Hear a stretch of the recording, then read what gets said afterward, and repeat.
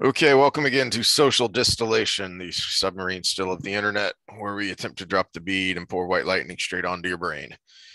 Today we're going to do a little fitness stuff, and then we'll get into the Shadow Rising, our Wheel of Time reread.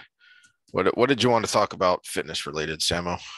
Well, I've been listening to a lot of stuff on the nervous system and fitness, so I wanted to maybe discuss a little motor pattern learning and the merits of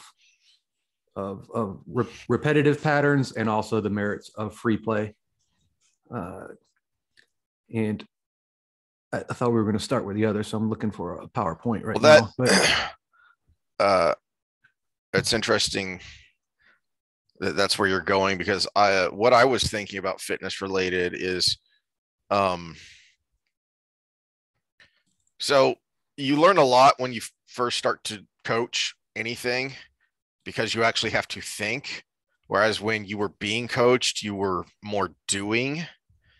And you really, I learned more about wrestling trying to coach little kids than I ever did, even having great coaches. Uh, I still learned way more just trying to figure out how to explain what I knew to kids.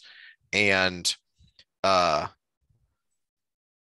grumble, mumble, gripe, because I've been ranting about this for a couple decades. My parents are finally going to start actually exercising more rigorously uh, and and habitually. And so I was trying to figure out how in the world to explain periodization in layman's terms, which made me think about, okay, what does it mean? And the explanation I came up with, what I told them, uh, was simply that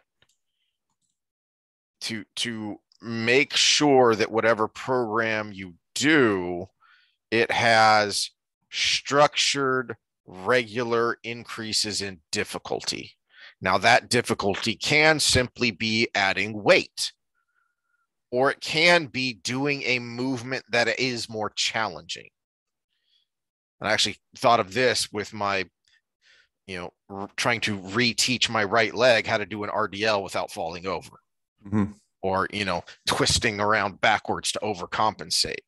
So, uh, I can slap on a couple of other plates while I do a deadlift, or I can switch to single leg RDLs, which are going to be a lot less weight because it's a lot more challenging for me right now. I'm going to get improvement. I'm going to get a boost and that kind of upward wave as you draw it out and visualize it that you've done before. I'm going to get that either way. I'm going to get a boost. I'm going to challenge myself and get more improvement because I've switched to something more challenging. uh, what kind of got these thoughts at the forefront of my mind is I was watching an interview with Ido Portal, who's known as, there's all kinds of little different breakups in the fitness world. You got your bodybuilders, you got your CrossFitters, you got your power lifters, you got your uh, what's the term? Functional trainers, and you've got one class. It's called the movers.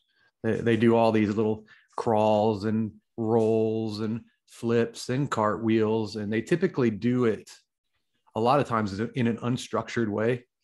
And he's kind of in that category, but I think he's evolved beyond most of them because he understands a lot of standard training techniques. And so many people have trouble interviewing him, partly because of a language barrier, because he's from Israel. And you could tell that English is still not the most comfortable language for him when he talks, which when you're having a technical scientific discussion, that's got to be even 10 times as difficult. But it kind of leads you down a road where he almost talks about everything should be free play. Everything should be spontaneous, where I don't think that's where he's coming from. Because there is a benefit to systemized motor pattern learning, but there's also a completely different benefit to free play. And when I look at my own coaching model, plus the people I learned it from, and I'm going to bring up some visuals for that here in a second, it's there's kind of like a progression model where the goal is to progress to play. And so that's what I work with my athletes on, is I teach movement skills. There is obviously an optimal shin angle for stopping and restarting again. There's optimal core position to not fall over when you're carrying heavy weight. There are optimal things, and there's a range around that depending on your body shape, body type, and your skills that go along with it. So the way I structure my program is I start with small skill and work to big, and then I work to unpredictable. And this is the model here. And it's called phase development here. This is my old boss. This is his presentation that I had to give for him a few times when he had health issues. But he called it stage one. I just call it starting with an athlete, really. I'm a little less structured though. But you're working on all these small skills. We talked about the ladder drills. The ladder drill isn't about moving your feet quickly. The ladder drill is about teaching different body positions and doing it in a small skill way. So it becomes automatic. And so we start with the small skills, then we add a little bit of speed and complexity or weight, depending on if you're doing a weightlifting exercise or more difficult body positions. Like say you're working on a handstand. So you might start with kind of an all fours downward dog position and then work your way up to where you're doing a handstand. And then you develop the transitions to that. So now instead of just getting on a wall, doing a handstand and letting go of the wall, maybe I'm doing what they call that zombie press. Have you seen people do that where they start flat and they pull up and they end up in a handstand? So now I've got a transitional component.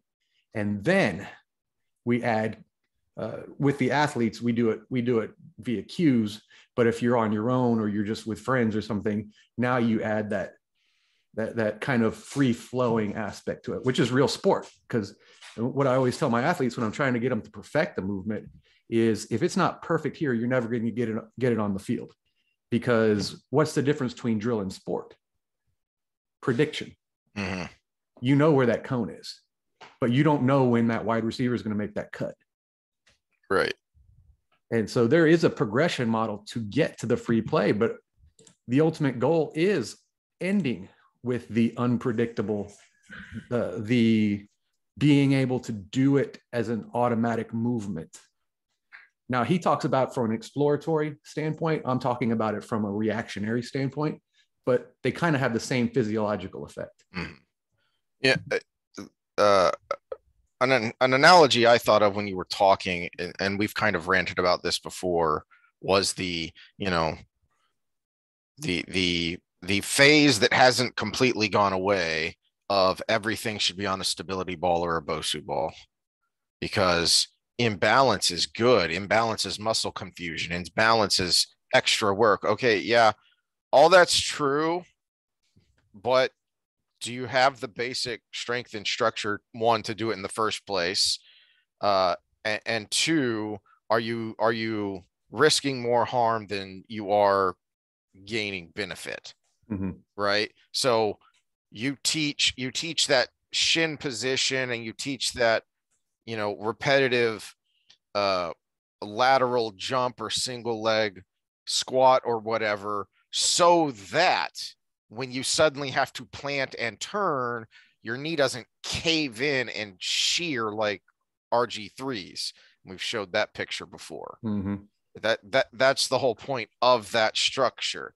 You can't just say, go nuts, muscle confusion. And it sounds to me like that's not what this guy is saying, but I do feel like that's how it can be interpreted. And this is also a difference between Eastern and Western science too, because he explained everything in kind of an Eastern mindset, and might get some of the words wrong, but the idea we can pick up, because he called it big and small skill, just like I did, but he in a different way. So big movement is what he said, big movement and small movement. And so when he uses the word big movement, say you're learning, we'll keep going with your example, your single leg RDL. So basically you're being able to hinge your hip on one leg, possibly with load, without losing body position and falling, right? And being able to come back up, and possibly even in multiple reps without losing your balance. So that's a big skill. But if you don't, that's a big movement. But if you don't have the small movements to accompany it, you'll never get the big movement. And the small movements are the individual muscle contractions within the joints, or around the joints, I should say. The individual adjustments in your ankle that make your ankle not so stiff that your whole weight goes when you go in one direction. The individual stabilize structures in the knee to keep the knee from collapsing one way or the other, and then up to the hip, which also controls where the knee goes, and then whether you're stacking your joints and your core is tight. And so all the way from the ground up, which we talked about last time we did fitness, right? Feeling the floor. And so that's the small movements. They're almost the autonomic movements. Like the mind can't make the heart beat, right? Well, you can force muscle contraction in the small scale to some degree, but it has to ultimately become automatic before you can do the big skill. So you have to find the small deficiencies, the small movement deficiencies you have that are keeping you from doing the big skill. Now, this is the direction he went with it is, and this is actually where I might slightly disagree with him. He says small movement can teach big movement, but big movement can never teach small movement. So if you just go out and do single leg RDLs and you never address the small movements, you're going to fall every time. So you have to work from the floor up and do the ankle stabilization, do the hip movements that you need to strengthen that area. That's partly true. If you have a huge deficiency, he's correct. If you fall over every time you do an RDL, it's never going to get better. You have to find what's keeping you from doing the successful one and actually address that individually. But tempo plays into this. And here's what I'm talking about here. If you have a deficiency in the stabilizers of your hip, for instance, when you do a squat. So when you squat, your hip pops to the side every time you come back up. I can address that with big skill. I change the tempo. I have you squat down super slow, pause it at the bottom, and then bring it back up. So we're still doing big movement, but what happens is it kind of gives your nervous system time to catch up with the movement. So as it's coming down, you've got deficiencies in the muscle contraction. Say these are my hip stabilizers. They're not doing everything exactly right. So if I do it fast, they go and up. But if I control on the way down, then they can kind of slowly work into that and then hold that position. And then those neurons are firing right. And the next time you do it, after you've had some sleep and some remodeling of those nerves, the signal gets better every time. And so that's where you can use a big movement to address a small movement. So a little disagreement with him there, but in general, the concept is right, that you do need to address the small movements before you move on to the big movements. Right. And that was, and I don't know. So when you said that, my thinking was, I don't know that I don't necessarily agree that it's accurate to say it can teach, but it can certainly help. I mean, that was one of our beefs with why is everything imbalanced? Okay. You need those basic core flat on the floor movements to give yourself the strength to perform unbalanced properly. So you're not falling all over the place. And kind of related, one of the things I actually wanted to talk about is I've kind of been bullheaded and in trying to work on my legs. And I don't know why they got so out of whack, but I'm finally going backwards quite a bit to stuff I used to do years ago, including, I don't know how many times I've said this to someone. I swear to you, this is a real term. Ooh, wait, not that button. Can I share? No, I can't. Oh, hold on. There you go. Stripper squats. I love them. All right. So I've actually discovered that apparently I blame Instagram. Some people refer to something different as a stripper squat now. And what they just in the quick search I was doing here for images, apparently some people refer to that as sticking your butt out in kind of a low bar style. Cause I blame Instagram, but that's not what we mean. So this was the best. Our stripper squats involve a pole. involve a in this pole. case, in this case, a rack. And I actually I appreciate this guy's blog, and I actually like his idea of stripper squats to help wrestlers specifically help with hip mobility and strength in that low position for Can you blow that up? performing takedowns. Can you blow that? I want to see his shoes a little better. Now, are those wrestling shoes? Those are wrestling shoes. Okay. He's got his toes pointed way out.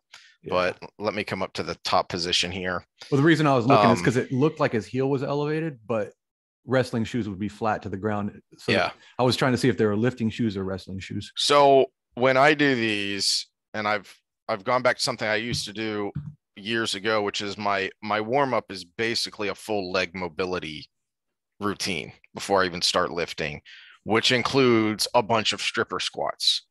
Okay. The point of this is, and I would critique and say, get closer to the pole, young man. So when I was doing it yesterday, I actually had my chest scraping against the pole. All right. That's how close I wanted to be. And the point of it is, one, it's a guide. Okay. So if I start to shift, I know it immediately because my nose is right up or my chest is right up against a pole. So I know it immediately if I start to laterally shift or if I start to fall backwards. The other thing it is it's a training wheel. It's something to hold on to while I drop my hips between my heels. Yeah, let me elaborate on that a little bit. So what we're talking about here is the extreme deep squat position. Mm-hmm. So most people in our seated society can't get to that deep squat position without some sort of defective movement along the way. Right. Whether that's rounding the back too far and leaning forward, coming up on the toes, or falling backwards. So the more you lean back, the lower you can go without all those other things. And that could be for a host of reasons. It could be poor dorsiflexion, could be poor hip flex or hip mobility. It could be just a weak core, all of the above, typically in our society because we sit down all day long. But it allows you to lean back holding the pole until you can get into that deep squat with your legs being in the right position, and then pull yourself forward to the point where you're getting a stretch out of it. And if you have really poor hips, you're probably going to still be leaning way back. If you have decent hips and it was poor strength, you're probably going to be able to pull yourself all the way in without falling or without feeling too much of a stretch, but then you can hold the position to develop those small skills. I think grass, the technical term. Yeah. He better have strong hips or his knees are going to go. And you see that a lot at that level. Their knees do, but they're at the elite level where you're doing a lot of weight. I actually found one that was worse because, oh man, the knees. But the point is that kind of ideally textbook, what you're trying to do is, and he gets pretty low here. So wait, I have progression videos. I'm trying to see if I have them on this computer is the question. Okay. Well, while you're looking back to this one that I found, so you're dropping down really deep, probably deeper than you're going to do for the average person on an actual loaded squat. But the point here is to get those hips loosened up, but also strengthened so that they can hold that position. And that's what the support of that pole does for you is, okay, I'm now at my bottom position. I can pause here for a second, make sure I'm stable, make sure I'm even, and then make sure I'm spreading the floor and pushing and driving through my heels to go up, right? So I can do all that for a second and then make sure I go up properly. And then eventually, as he shows, the other thing the training wheel does for you is you start to fiddle with them on a bike. And so you can start to fiddle with it. As you start to feel more comfortable, you're no longer holding onto the pole. You're just holding your hands there just in case. And then finally, you're completely letting go. And it's just there, kind of as a visual guide.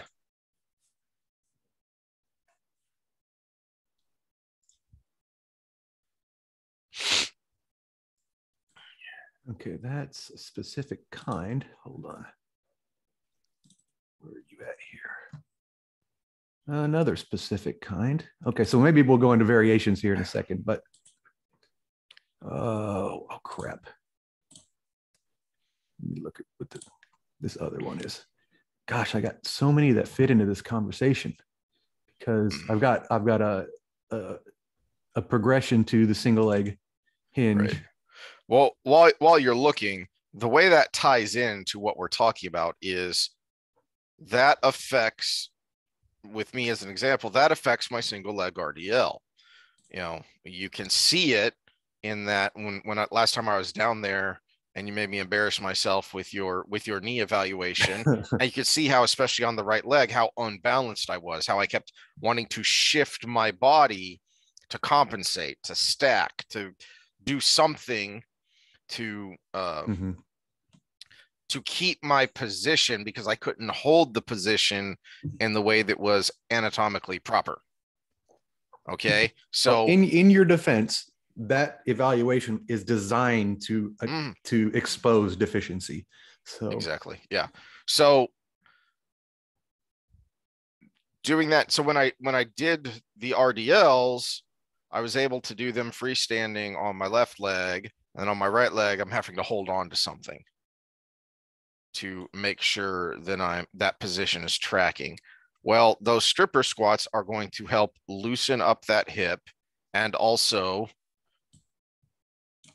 work that proper movement, which will translate to, okay, now I've got the proper movement on both legs. Now I'm taking one leg off the floor. It's going to be more challenging. It's going to be a progression, but I've got the foundation from that bilateral work. Okay, so kind of a backdrop for what we're talking about here. Most people can't do this, right? As low to the ground as you can get with a flat back, knees out. And notice I'm also only wearing socks. So there is no elevation of the heel. All right. So most people can't do that. So what we're talking about here is it showing when I bring just another screen up? Nope. Okay. So I have to stop and then restart.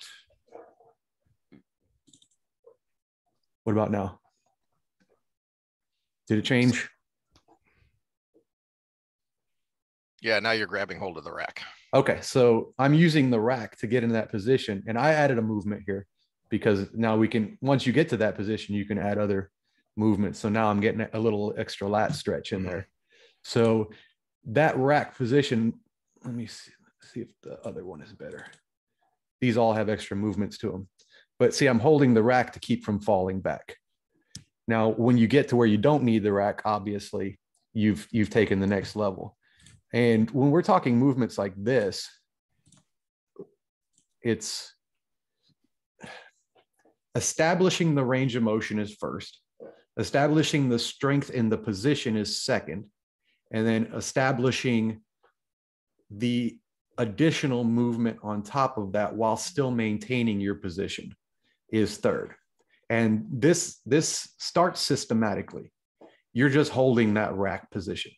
You're just holding that till you can almost sometimes in the same session feel it release, because that stretch reflex gets a little tired and it says it's kind of an moment. And then sometimes that takes time depending on how if you're right on the cusp of it, you can feel that. Or if you're just tight from something and normally you could do it, but for some reason that day you couldn't, holding that position, you can feel it release. Now, once you've done that, now I'm going to establish strength in that position. So maybe I'm going to hold a loaded squat down there. Goblet squat's perfect because then you get that weight in front. Maybe I'm going to hold a loaded squat down there, or I'm going to add movement like you saw me doing with those reaches and those twists. I'm going to show you an example from with the single leg RDL.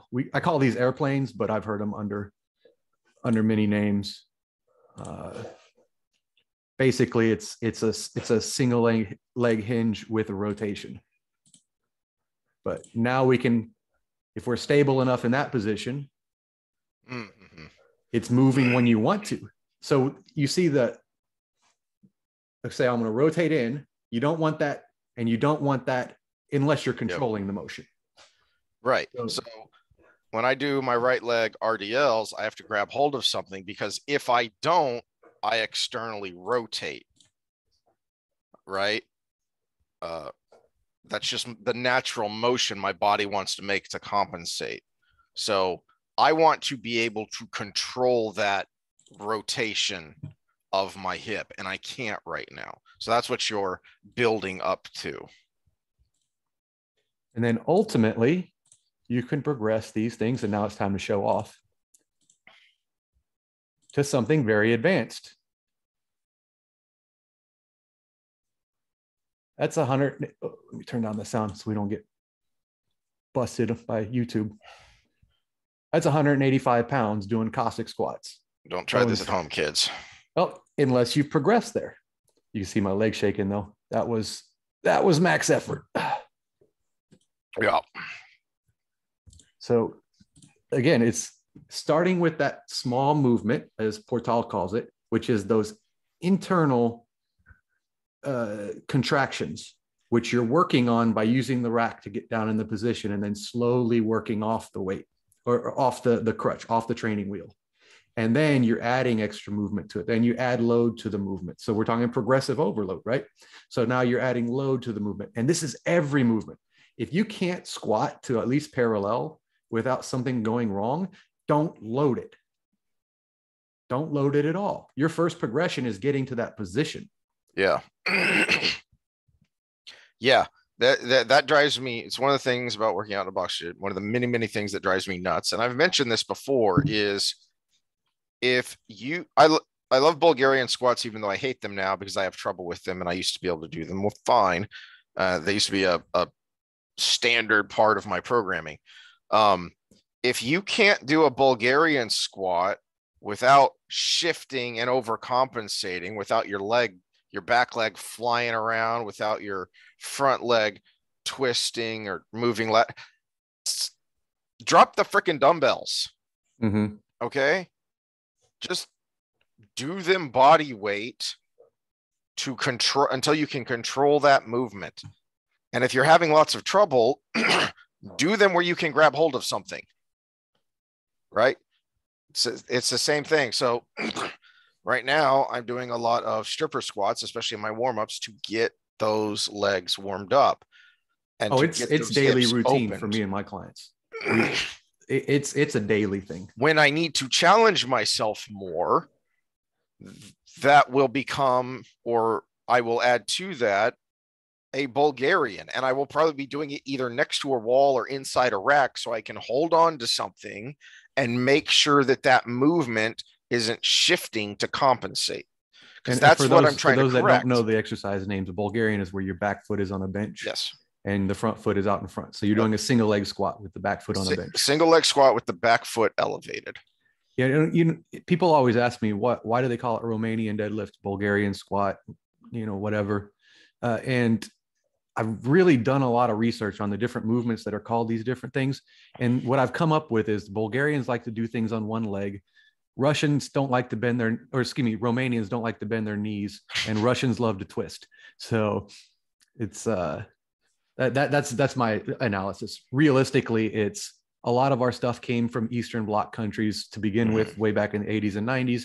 And people figured out a long time ago in the fitness industry, if you put Russian, Romanian, or Bulgarian before an exercise, it sounds really cool. This is really advanced. And then CrossFit figured out if you do something so poorly, it ceases to be the exercise, and you put American in front of it. That's exactly how we are. McDonald's society, the American kettlebell swing. Ugh. You got to go and ruin it. My final thought, I don't know if you have anything else. My final thought here is, I think I've referenced this before. Brett Contreras butt wink. Search for that video because he talks about hip mobility a lot, because that's what that's all about. He brings out Skelly, his little skeleton, to demonstrate and show you what's happening. He also talks about, I don't know, are we even allowed to mention this anymore? The differences in anatomy, and some of that is ethnic. And so he talks about the difference between textbook and practical. So we started this with coaching skills, how you had to learn it. And I've got a two-part to this before we finish this first part of our discussion, is the coach has to be the ultimate student. You can know the textbook all day long, but you have to learn your clients. You have to, starting with learning the clients. So the first part is instruction. Then you've got to be able to demonstrate this. Then you have to observe what they're doing. And then you have to be able to clearly and concisely give them analysis and feedback. You can't sit there and give a technical, you had medial valgus stress of your right, whatever, you can't just throw the textbook back at them. You got to give it in a way that they understand. And then you have to be able to reword it and give visuals until they understand.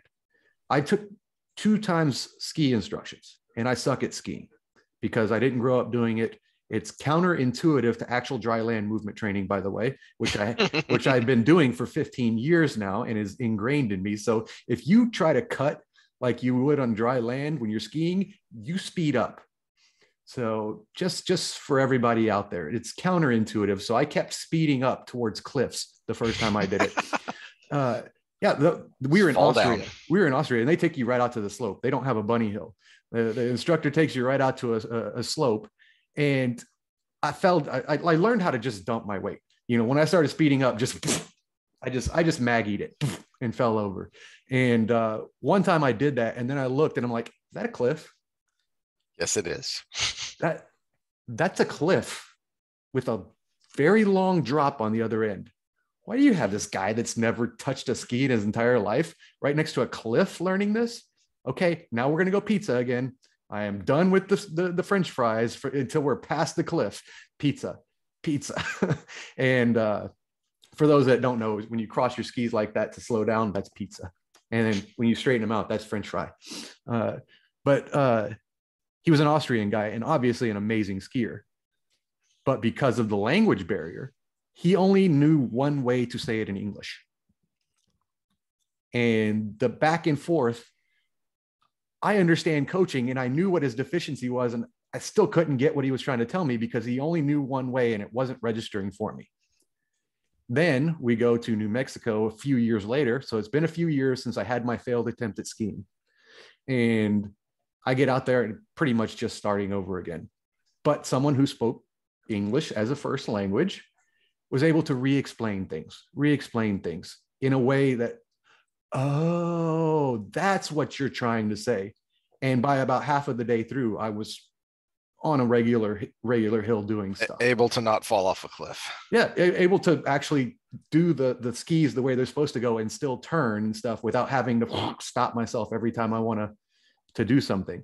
So the feedback and the analysis is crucial. And that's a skill in and of itself. This lecture I have up, I need to learn how to use Google Docs so we can start putting some of these things up. It's called The Art of Coaching. So this was my intro to coaching course from the people who taught me what I do. So teaching is the key. You are teaching somebody a skill. You're not just working somebody out. You're not just making them sweat. You're not just trying to kill them and then using it as a badge of honor because you're the tough coach. You're teaching them a life skill, because what they're like when they're 60 is as important during that first coaching session as how much sweat they have on them or how much they like you or any of those things. They don't remember what you said, but they remember how you said it. So on this point, another bullet point I would add to this is something my mentor, Luke, taught me about demonstration. Show someone the right way 99 times and one time wrong. They will do the wrong thing every time because we're so out of sync with movement that the wrong thing feels more natural.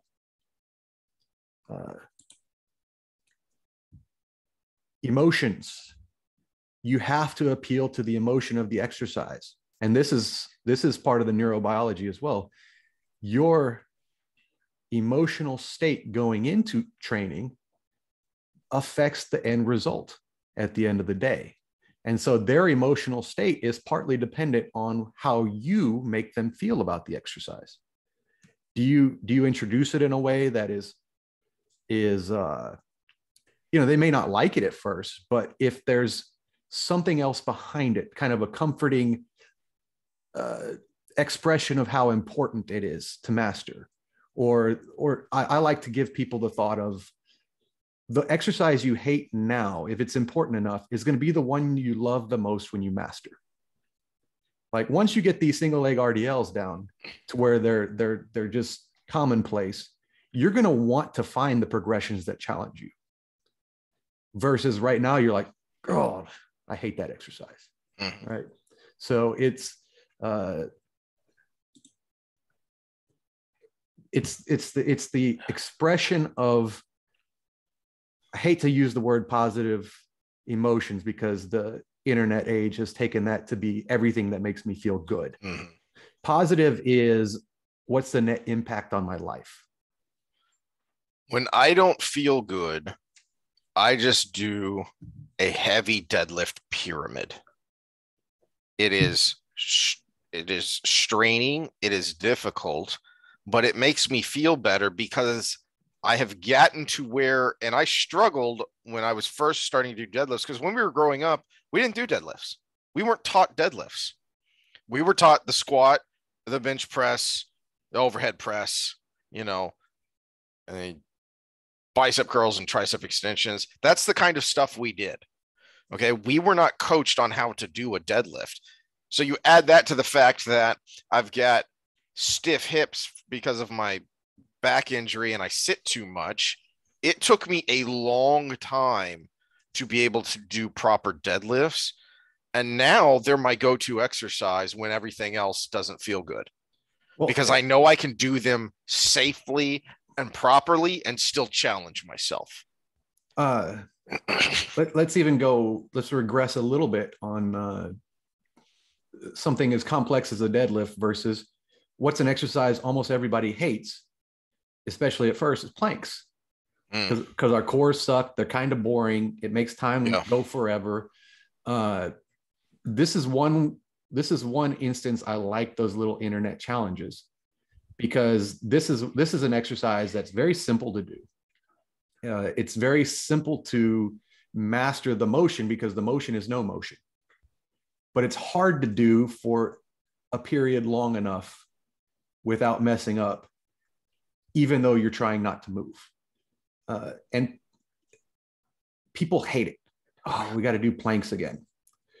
But at the same time, if you can present it in a way that has a positive emotion, such as the challenge they do on the internet. Mm-hmm. And what I used to do when I had the big boot camps at Velocity was we worked up to a 6-minute plank.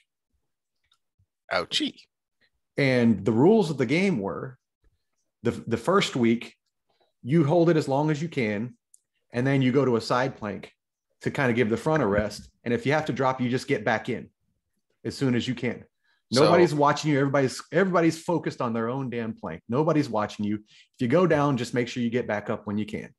And usually by the end of a 4 or 5 week block, no matter where they started, most people could at least go through without going down, whether they're starting on the front, switching side to side, mm-hmm. but they can make it through the 6 minutes without going down. And you have people that couldn't do a 30-second plank that are like, you're the devil, saying, wow, my back doesn't hurt. This is awesome. Have you ever heard someone say there's no right way to do a plank? No, I haven't heard this. What is this concept I have heard that multiple times from, I guess you will call them fitness professionals. I from various, whether in person or on the interwebs, I have seen people giving fitness advice, and I have heard the term, there's no right way to do a plank, just do a plank, and thought, what? If you are going to be specific about an exercise by name, yes, there is a right way, because you have to make a plank. You have to make a board going straight across. If you were to say there's no right way to stress your abs in a prone position. I'm sorry, there's no wrong way. Either way, right. that statement works either way.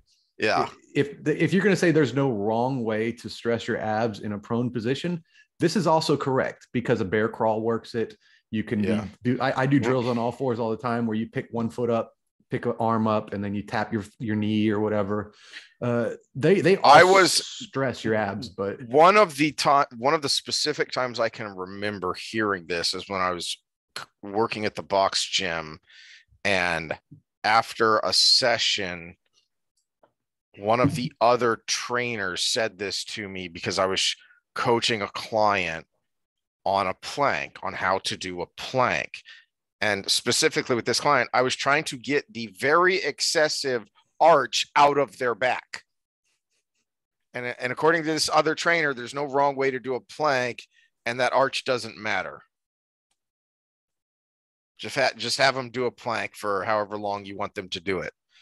We need a purging of the industry. This has been evident from. This is why I wish we were a licensed industry, because there would be a rigor that you needed to accomplish to be able to put somebody else's health in your hands.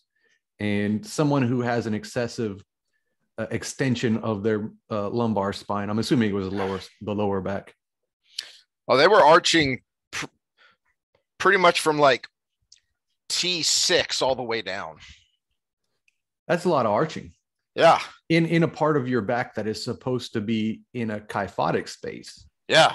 Oh. So it wasn't just the lumbar, but there was a lot of sag in the thoracic as well. Not to get in weeds, but did they have a flat T-spine like you do? No, they just had a very weak core. Okay. So they could not hold the position. They could not hold that spine neutrality, putting them in that horizontal position, which was the whole point of the plank. No, this goes back to what we started with. Small movement versus big movement. There is no wrong way to do big movement if you have mastered small movement. So if I have mastered my shin angles on cutting, I can do any, I could go out in the field and free play sprinting and cutting and sprinting and cutting. But I can't do that if I can't control where my feet are in space and my shin angles and my core angles, or else I'm going to blow an ACL. Now, if I've mastered the core stability to hold a plank, then I can add movement to it, and it becomes no wrong way. But it is wrong if I can't control the small movements within the big movement. Mm-hmm. And realistically, when you're talking about nomenclature and naming things and calling things a certain exercise, it's a different exercise if you change it. Yeah. If I say do a plank, I want you to do a proper plank. Exactly. If I say do a bear crawl with knee taps, then you can do a bear crawl with knee taps and get some ab work. If a coach tells you to do something, or if you've got a written program from a so-called expert and it says to do this thing, that thing has to mean something, or everyone's just going to be doing whatever. Bees on my crepe myrtle, by the way. Yay! Yay! We've been having a serious lack of bees. As I don't have the amount of bugs I usually have in my garden this year, and I'm mostly sure it's because we've been triple digits pretty much since June 1st. Oh yeah, our nice little 105 with 85% humidity the other day was. Yeah. I had all these big plans outside, and then I mowed the lawn, and I said, "That's enough for today. I'm done for today." Speaking of things that annoy me, on the same vein as planks, something that Crowder does that drives me crazy a lot is he'll get something in his head that is a truth, and he will say it definitively, repeatedly, and it drives me insane. And more than once however the topic has come up, and he rants that planks are stupid and pointless and just do push-ups. If you can do enough push-ups that you're in that plank position for long enough. Do you think those people could have done 6 minutes of push-ups, Sam? That's what made me. There's a good challenge. That's what made me think of it is, okay, hold on. Frankly, you should be able to hold a plank for more minutes than you can do push-ups. Yeah, well, and kind of a plank might even for a lot of people be a precursor to progressing push-ups, because some people, they lose their core position when they're doing just one push-up. Yep. In fact, it's quite common nowadays. But Martin Rooney, I got this from him. He used to, when he was at the Olympic Training Center in Colorado, I believe was the timeline, he used to go to bars and bet burly dudes something that sounds like you should be able to do as a guy, but is harder than it sounds, is can you do 100 push-ups in 4 minutes? And he would get free drinks all night long by betting dudes, because you're in Colorado Springs. So you're around all these athletic people, but it's harder than it sounds. And you get the first 50 or so in nicely, and you think you got all the time in the world. And then they start repping out one at a time or two at a time. But he would do that with his clients too, because, you know, if they got all 100 push-ups in, then they did about 2 minutes of a plank. So we're killing two birds with one stone. Yeah. But it requires you to work up to where you can do 100 push-ups in a short amount of time. It's the kind of statement that drives me crazy and is right in line with, and it may be actually because he's kind of one of these people, is that he has learned a lot of what he knows about strength training and fitness from Ripito. Oh God. So there are like seriously credentialed fitness professionals out there that will tell you all you really ever need to do is deadlift and squat, because that covers everything. Okay, well, kind of, yeah, in that both of those movements are very complicated movements. That's kind of what we've been talking about here, is that, you know, the small and the big. In a movement that complicated, that engages that many joints and that many muscles, there are a lot of moving parts. Mm-hmm. Right. True. Okay. But does that really mean that's all you should do? That just means that those moving parts will only ever know how to move in this way. First of all, it's all linear. And second of all, what are your deficiencies on the small movements? If you have none, are you going to, then yeah, you could probably get a decent living out of that for a while. But because they're all linear, you're going to start to have deficiencies lateral and transverse, transverse being rotational. But yeah, did I ever tell the audience about my experience with Ripito? I don't think so. We've mentioned his name a few times, and we haven't got into why. He's a great example of hit or miss, hot and cold, because there one great book, one of the classics of strength training. I was about to say, isn't it back there on your shelf somewhere? No, I do not have Starting Strength. Okay. I loaned, it's one of the books that walked away from the gym as I loaned it out. Yeah. So one great book. And then teaching all these squatters to do basically good mornings. And there's a great Himmler, when he's doing the Hitler rant, and it's about Ripito squats. But sent me that before I knew this, and I said, what? And then like months later, I found out what you were talking about. I said, oh gosh. Right on some concepts, but also very hard line to the point that he ends up wrong. But also the time I met him, and he wouldn't know me from Adam because it was at a conference, and, you know, just the little intros and shaking hands and stuff. But my, one of my biggest mentors, Dr. Amonette with Houston Clear Lake, was there with us. We were all young students. We were presenting our poster for our NASA research at the American Society of Exercise Physiologists. And he was there because he was a consultant with CrossFit at the time. And that was when they were adding powerlifting to their protocol. And he gets up there and he shows Matveyev's strength power paradigm curve and uses this as his own thing, first of all, and then as justification for the randomness of CrossFit. because everybody gets their biggest gains in the beginning. Mm-hmm. And which is true. You do get the biggest gains in the beginning because your nervous system's learning a new thing. We've circled back to where we started here, which is something you've mentioned a lot, which is neurological adaptation. Which I'm going to shift to dopamine after this right here. But the experience is fun. So he's up there with this thing that every strength coach knows, which is Motley of strength power paradigm. And he's taking it as his own, trying to use it as justification. And my mentor is going, and during the Q&A, they went back and forth so bad. And Bill's no, he's not a chill dude. If you've done training stuff with him, he's not chill. But from a personality standpoint, in public, he's kind of chill. Now, we had issues with him with research because we talked about coaching and coming across to your client and getting different results out of them. You got to be careful when you're doing exercise research, because if you've got several coaches doing the protocols, you're going to have a different result. If one of them's like, come on, you can do it, get it.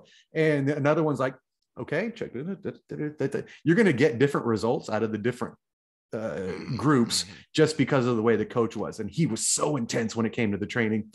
But in this thing, they went back and forth, and he was like, you're just stealing, plagiarizing, and we get to we're supposed to have this big giant dinner at the conference that was all food was free, and it was fancy food and everything.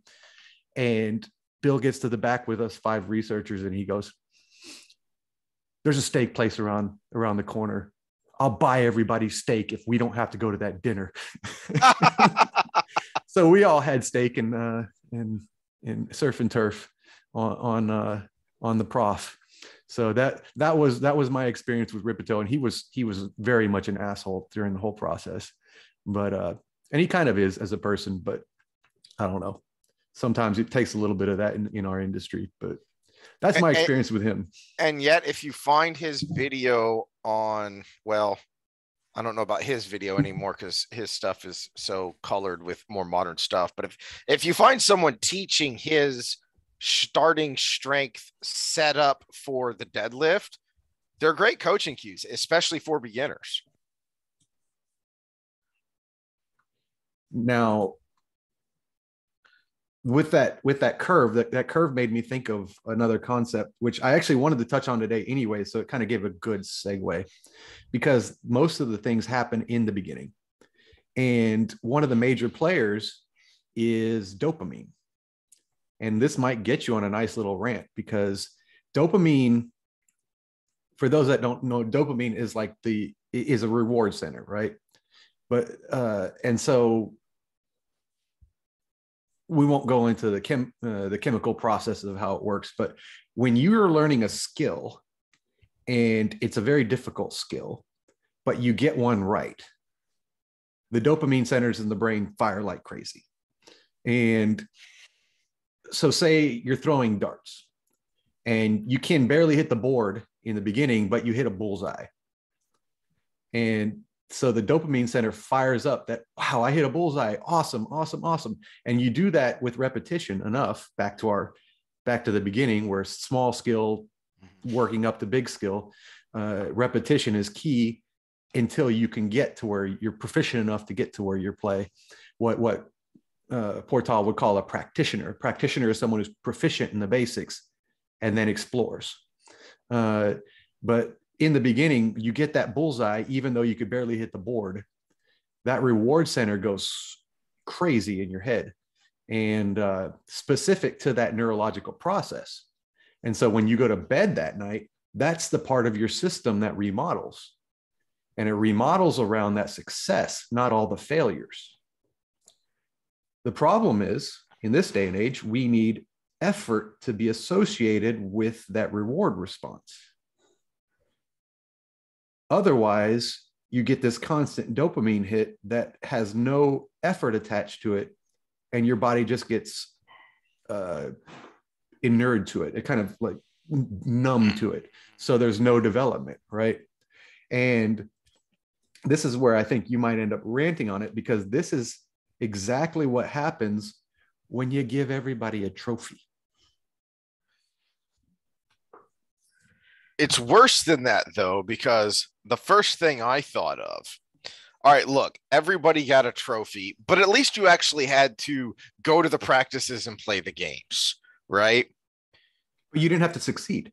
You didn't have to succeed, but at least you had to do something that required some minimal amount of effort.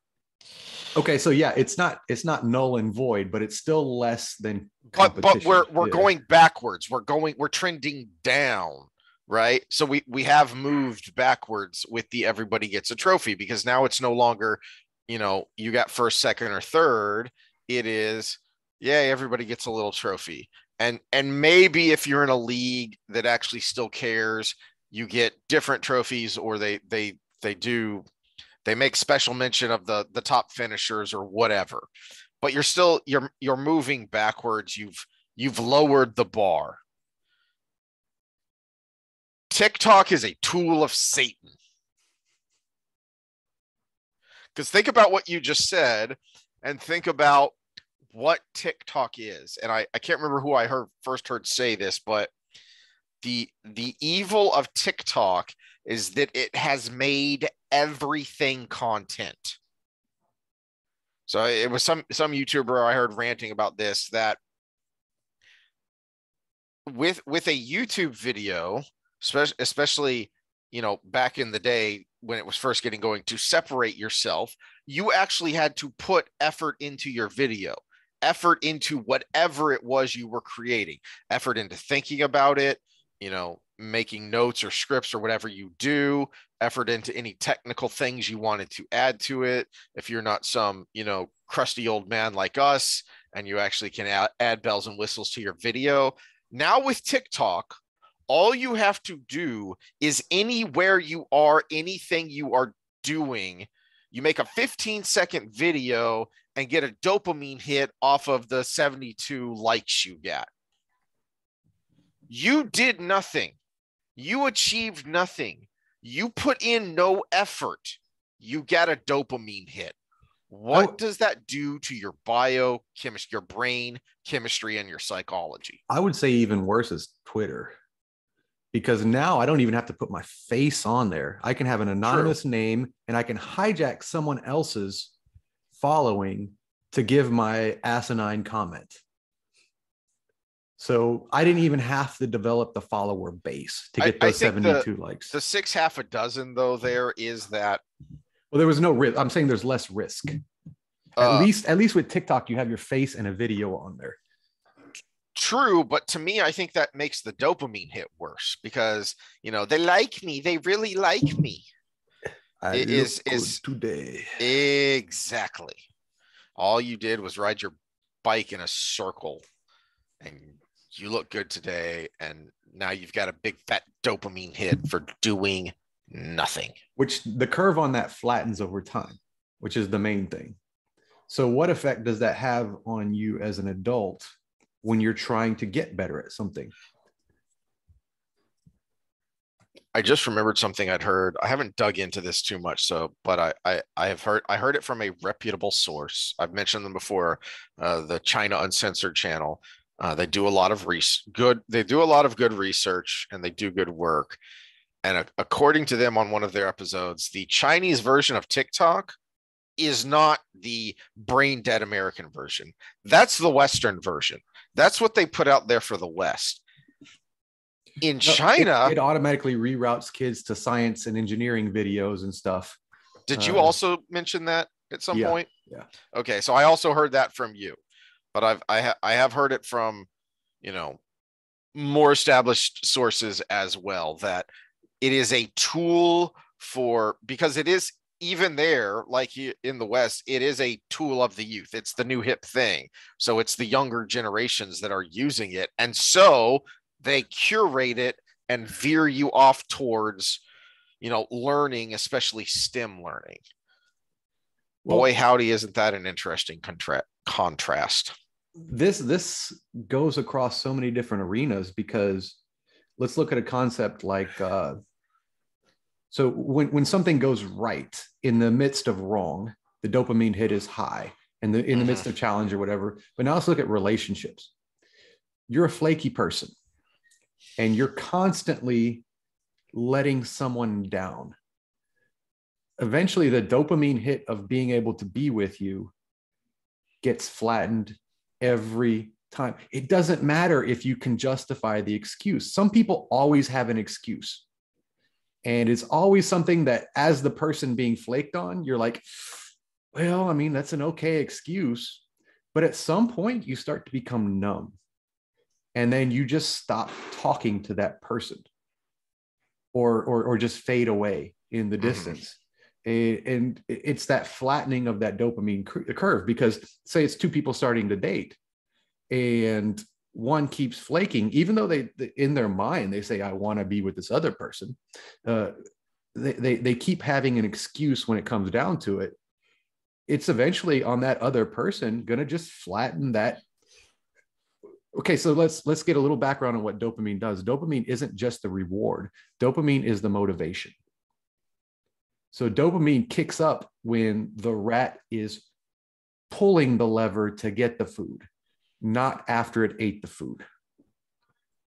And so you flatten that lever down enough, that person's just not going to want to be with you anymore or have any motivation to make it happen. Yeah.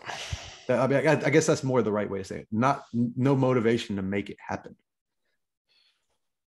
That's actually where my brain was going at first when you first brought up the dopamine, and then I got sidetracked with other rantings. But this is why it is part of something we've talked about before, which is, and it annoys me, is when people say, well, the thrill is gone.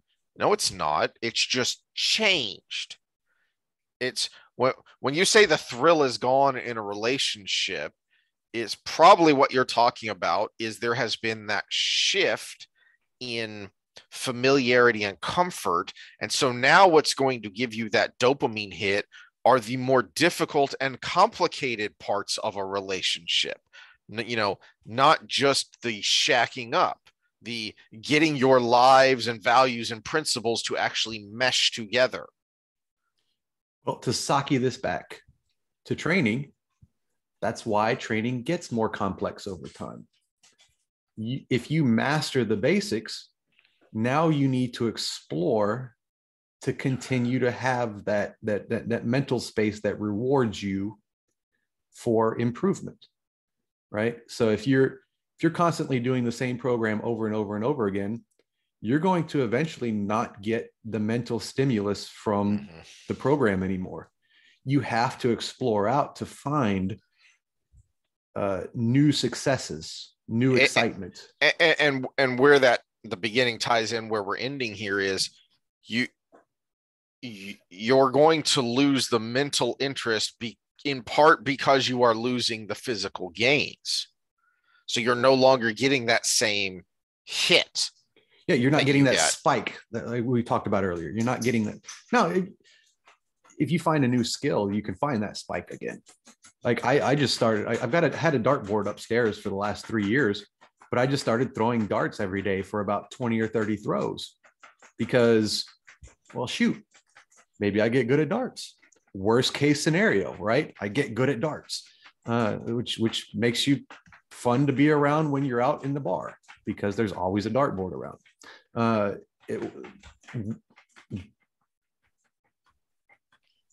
It just gives you that little bit of mental stimulus. In training, I will say, so we're going to we've done kind of a two-part, but it's been a two parts going parallel because we talked about training and training myself and training people. And this is where I think I can learn a little bit more from somebody like Portal, because the hardest thing to do in training is the unstructured part, because people are coming to you for a structured system, a system that's going to have them progress over time. Whereas sometimes you want just free play. You want to kind of just get somebody going, but they're looking to you for a plan. And that's a part I probably struggle with because I love free play myself.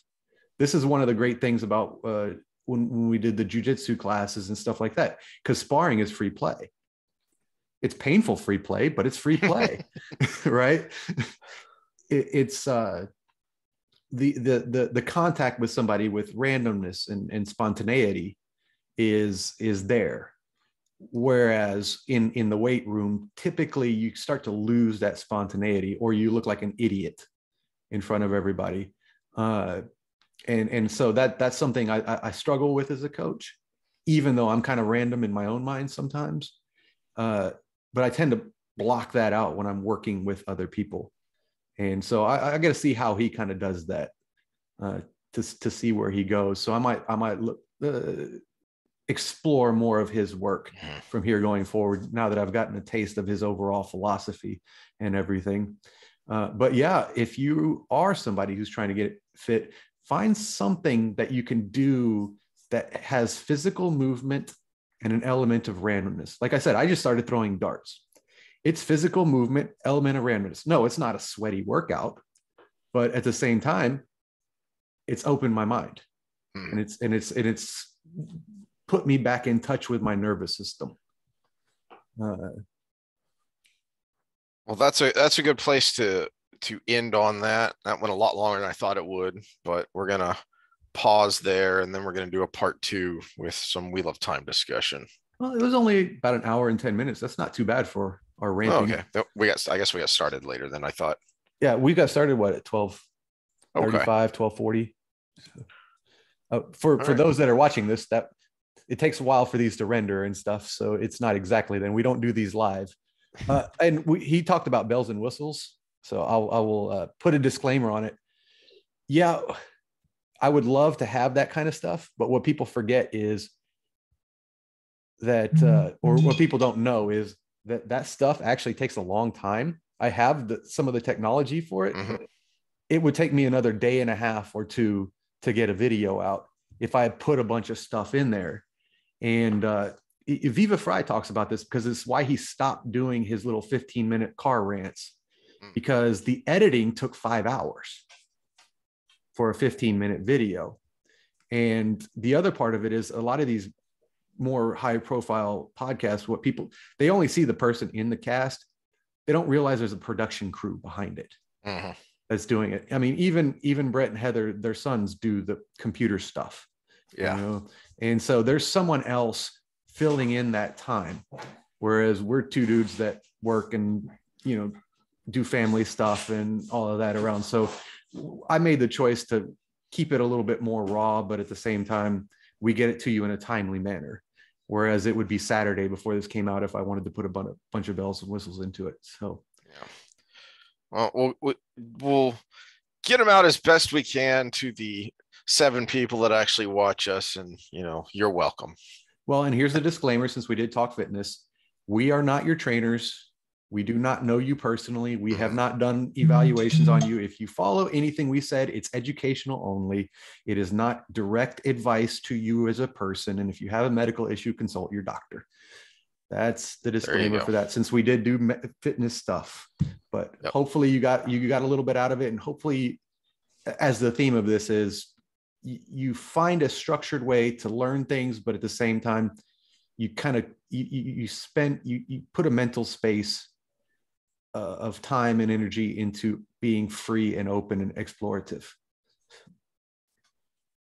All right. Well, absolutely. We'll stop that here, and we'll go on to Wheel of Time for part 2, and we'll hopefully get deep into the Rand saga.